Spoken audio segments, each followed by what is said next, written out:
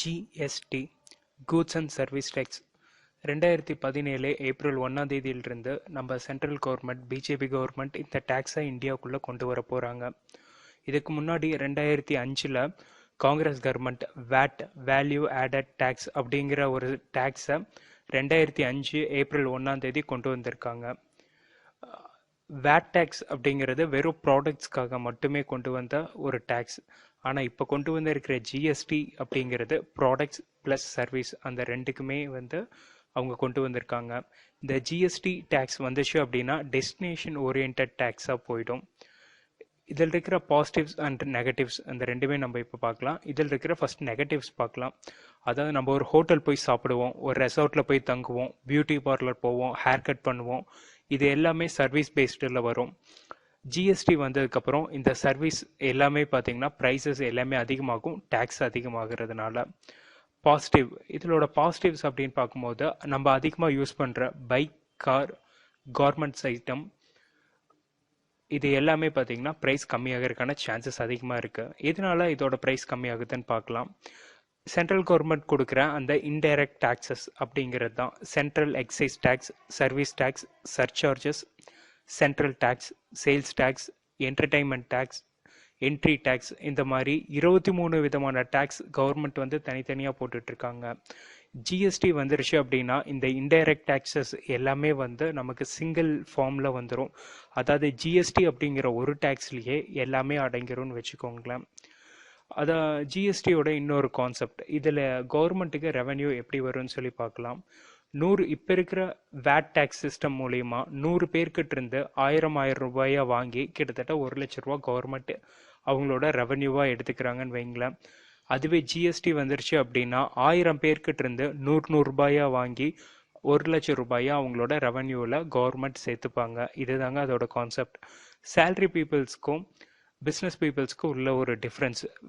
GST யாருக்கு affect ஆகும் அப்படிங்கிறத வச்சு இப்போ பார்க்கலாம். சேலரி பீப்புள்ஸ் அவங்களோட சேலரி எல்லாத்துக்குமே டேக்ஸ் கட்டிடுவாங்க. தட் மீன்ஸ் 2,50,000 ரூபா வாங்குற ஒரு சேலரி பீப்புள் அவரோட டேக்ஸை 2,50,000 ரூபாய்க்கான டேக்ஸை கட்டிடுவாங்க. ஆனால் இதில் ப்ராப்ளம் என்ன அப்படின்னா இதுக்கப்புறம் வர்ற பிஸ்னஸ் பீப்புள் தான். ஒரு பிஸ்னஸ் பீப்புள் அவங்களோட பிஸ்னஸ்க்கான எக்ஸ்பெண்டிச்சர் என்னன்னு பார்ப்பாங்க. எக்ஸ்பெண்டிச்சர் மைனஸ் ரெவன்யூ, அதுதான் அவங்க கட்ட போகிற டேக்ஸஸ். ஜிஎஸ்டி, நான் ஜிஎஸ்டி அதோட டேக்ஸ் கேல்குலேஷன் ரெண்டுக்கு எவ்வளோ டிஃப்ரென்ஸ் வருதுன்னு பார்க்கலாம். ஒரு மேனுஃபேக்சரர் ஒரு ரா மெட்டீரியல் 100 ரூபாய்க்கு பர்ச்சேஸ் பண்ணுறாரு. வித் டேக்ஸ் 10%ஓட அவருடைய ப்ராஃபிட் 30 ருபீஸ், டோட்டலாக 130 ரூபா. இந்த 130 ரூபா அவர் பண்ணதுக்கப்புறம் அவருடைய டேக்ஸ் 13 ரூபாய் ஆட் பண்ணுறாரு. 130ல் 10% 13 ரூபா. டோட்டலாக பார்த்தோம்னா 143 ரூபா மேனுஃபேக்சரரோட காஸ்ட். இதை ஹோல்சேலர் 143 ரூபாய்க்கு அவர் பர்ச்சேஸ் பண்ணி அவருடைய ப்ராஃபிட் 20 ருபீஸ் அதோட ஆட் பண்ணுறாரு. டோட்டலாக 163 ரூபா. இவருடைய 10% டேக்ஸ், அதாவது 16 ரூபா 30 பைசாவை ஆட் பண்ணி டோட்டல் அமௌண்ட்டாக 179 ரூபா 30 பைசாவா ரீசெல்லருக்கு சேல் பண்ணுறாரு. ரீசெல்லர் அதை 179 ரூபா 30 காசுக்கு அதை வாங்கி அவருடைய ப்ராஃபிட் 10 ருபீஸ் ஆட் பண்ணி டோட்டலாக 189 ரூபா 30 காசை கொடுக்குறாரு. இதுக்கான டேக்ஸ் பார்த்தீங்க அப்படின்னா 18 ரூபா 93 பைசா. 93 பைசா இவரோட டேக்ஸ். டோட்டல் அமௌண்ட் கால்குலேட் பண்ணோம் அப்படின்னா 208 ரூபா 23 பைசா. இதில் டேக்ஸ் பார்த்தோம் அப்படின்னா ஒவ்வொருத்தருமே இதில் டேக்ஸ் கட்டிட்டு வராங்க. அதாவது ரா மெட்டீரியல் பர்ச்சேஸ் பண்ணுறவர் அவரும் டேக்ஸ் கட்டுறாரு, மேனுஃபேக்சரர் டேக்ஸ் கட்டுறாரு. ரா மெட்டீரியல் பர்ச்சேஸ் பண்ணவர் ரா மெட்டீரியல்ஸ்க்கு 10% டேக்ஸும் மேனுஃபேக்சர் பண்ணதுக்கு 13 ருபீஸ் டேக்ஸ் கட்டியிருக்காரு. ஹோல்சேலர் 16 ரூபா 30 பைசா டேக்ஸ் கட்டியிருக்காரு. ரீசெல்லர் 18 ரூபா 93 பைசா டேக்ஸ் கட்டியிருக்காரு. டோட்டல் அமௌண்ட் 58 ரூபா 23 பைசா.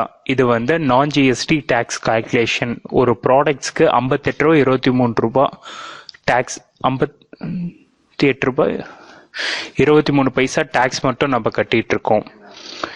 இதுவே நம்ம ஜிஎஸ்டி வந்ததுக்கப்புறம் ஜிஎஸ்டி கால்குலேஷன் எப்படி இருக்குன்னு சொல்லி பார்க்கலாம். ஜிஎஸ்டியில் டேக்ஸ் கம்மியாகும். ஜிஎஸ்டியோட இன்னொரு பாசிட்டிவ் என்னன்னு பார்த்தோம் அப்படின்னா டேக்ஸ்க்கே டேக்ஸ் கட்ட வேண்டிய அவசியம் இருக்காது. அதாவது ஒருத்தர் முன்னாடியே கட்டின டேக்ஸ்க்கு அடுத்தடுத்து வர்றவங்களாம் டேக்ஸ் கட்ட வேண்டிய அவசியம் இல்லை அப்படிங்கிறது தான் ஜிஎஸ்டியோடது. எகைன் நம்ம லாஸ்ட் டைம் நான் ஜிஎஸ்டியில் பார்த்த அதே கேல்குலேஷனை நம்ம இங்கே பார்ப்போம். எவ்வளோ டிஃப்ரென்ஸ் வருதுன்னு சொல்லி நமக்கே தெரியும். ரா மெட்டீரியல் பர்ச்சேஸ் பண்ணுற ஒரு மேனுஃபேக்சரர் அவருக்கான ரா மெட்டீரியல்ஸ் அதே 100 rupeesக்கு பர்ச்சேஸ் பண்ணுறாரு. வித் டேக்ஸ் 10% அவர் பர்ச்சேஸ் பண்ணுறாரு. அவருடைய ப்ராஃபிட் இதில் 30 rupees அவர் ஆட் பண்ணுறாரு. Total amount 130 rupees. But tax பார்த்தீங்கன்னா இவர் வெறும் 3 ரூபாய் தான் கட்ட போகிறாரு. இதுக்கு முன்னாடி கேல்குலேஷனில் நான் ஜிஎஸ்டியில் இவர் 13 ரூபாய் டேக்ஸ் கட்டியிருந்தார். ஆனால் இப்போ அவர் கட்ட போகிற டேக்ஸ் வெறும் 3 ரூபா தான். என்ன ரீசன் பார்த்தீங்கன்னா, ஏற்கனவே இதுக்கான டேக்ஸ் 10% கட்டி தான் அவர் ரா மெட்டீரியல்ஸே வாங்கியிருக்காரு. இந்த டோட்டல் அமௌண்ட் பார்த்தீங்கன்னா உங்களுக்கே தெரியும் எவ்வளோ டிஃப்ரென்ஸ் வருது அப்படிங்கிறத. சரி, எகெயின் ஹோல்சேலர் அதை 133 ரூபாய்க்கு பர்ச்சேஸ் பண்ணுறாரு. அவருடைய ப்ராஃபிட் 20 rupees ஆட் பண்ணுறாரு. டோட்டல் அமௌண்ட் 153 ரூபா. இதுக்காக அவர் கட்ட போகிற டேக்ஸ் பார்த்தீங்கன்னா வெறும் 2 ரூபா தாங்க. இந்த 2 ரூபா டேக்ஸ் அப்படிங்கிறத நம்ம எல்லாருமே கட்டலாம். டோட்டலாக ஹோல்சேலரோட மார்ஜின் டேக்ஸ் எல்லாமே சேர்த்து 155 ரூபா தான் வருது. இதுவே பார்த்தீங்கன்னா நான் ஜிஎஸ்டியில் இவருக்கான டேக்ஸ் கேல்குலேஷன் எவ்வளோ வருதுன்னு சொல்லி நம்ம பார்க்கலாம். 179 ரூபா 30 காசு நான் ஜிஎஸ்டியில் அவர் பே பண்ணியிருக்காரு. ஜிஎஸ்டியில் எகைன் ரீசெல்லருக்கு இதில் என்ன ப்ராஃபிட்னு பார்க்கலாம். 155 ரூபாய்க்கு இவர் வாங்குற ஒரு ப்ராடக்டை இவரோட ப்ராஃபிட் 10 rupees அதில் ஆட் பண்ணிக்கிறாருங்க. ஆட் பண்ணதுக்கப்புறம் டோட்டல் அமௌண்ட் 165 ரூபாய். இவர் கட்ட போகிற டேக்ஸ் பார்த்தீங்கன்னா வெறும் 1 ரூபா தான். இதில் லாஸ்ட் டைம் பார்த்தீங்கன்னா நான் ஜிஎஸ்டியில் இந்த அமௌண்ட் ரொம்பவே டிஃப்ரென்ஸ் வந்திருக்கும். அதாவது 200 ரூபாய்க்கு பக்கம் வந்திருக்கும். 200 ரூபாய் அப்படிங்கிற பட்சத்தில் ரொம்பவே அது டிஃப்ரென்ஸுக்கு கிட்டத்தட்ட 50 ரூபாய்க்கு மேலே அந்த டிஃப்ரென்ஸ் அவங்களுக்கு வந்துடும். 208 ரூபாய் 23 காசு நான் ஜிஎஸ்டியில் அவங்க கட்டியிருக்கிற அமௌண்ட்டு. இதில் ஜிஎஸ்டியில் பார்த்தீங்கன்னா வெறும் 166 ரூபாய் தான். இதுக்கான டேக்ஸஸ்ன்னு பார்த்துட்டோம் அப்படின்னா, ரா மெட்டீரியல்ஸ் பர்ச்சேஸ் பண்ணவர் 10% டேக்ஸ் கட்டி அவரோட ரா மெட்டீரியல்ஸ் வாங்கியிருக்காரு. மேனுஃபேக்சரர் 3 ரூபா தான் கட்டியிருக்காரு. ரீசெல்லர் 2 ரூபா தான் டேக்ஸ் கட்டுறாரு. ஹோல்சேலர் 2 ரூபா தான் கட்டுறாரு. ரீசெல்லர் 1 ரூபா தான் டேக்ஸ் கட்டுறாரு. மொத்தம் பார்த்தோம்னா வெறும் 16 ரூபாய் தான் டேக்ஸ் கட்டுறாங்க ஜிஎஸ்டி கால்குலேஷன் பொறுத்தவரையிலும். ஆனால் நான் ஜிஎஸ்டியில் அந்த மாதிரி வராதுங்க.